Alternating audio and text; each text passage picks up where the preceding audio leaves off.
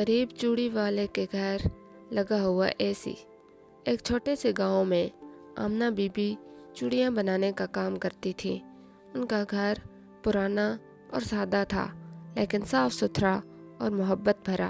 ان کی بیٹی ریحانہ ماں کے ساتھ بیٹھ کر چوڑیاں بناتی اور گاہکوں سے خوش اخلاقی سے بات کرتی۔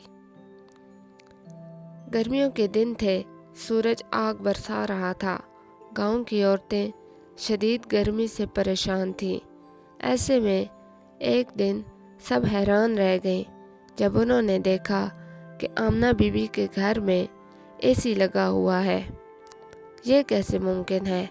محلے کی عورتیں حیرانی سے ایک دوسرے کو دیکھنے لگیں۔ غریب آمنہ کے گھر AC؟ جب وہ سب آمنہ کے گھر گئیں تو دیکھا کہ آمنہ اور ریحانہ ٹھنڈے کمرے میں آرام سے چوڑیاں بیچ رہی ہیں۔ گاہک بھی بہت خوش ہیں۔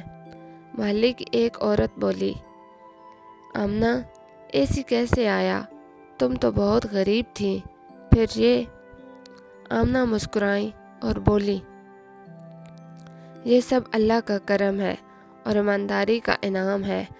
ہم نے محنت اور سچائی سے کام کیا، کبھی کسی کو دھوکہ نہیں دیا۔ گاہک خوش ہوئے تو انہوں نے ہماری تعریف سوشل میڈیا پر کر دی۔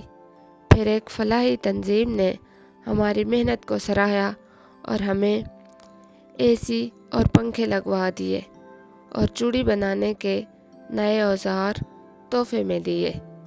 ریحانہ نے مزید بتایا، ہم نے کبھی حسد یا شکایت نہیں کی، بس دل سے کام کیا۔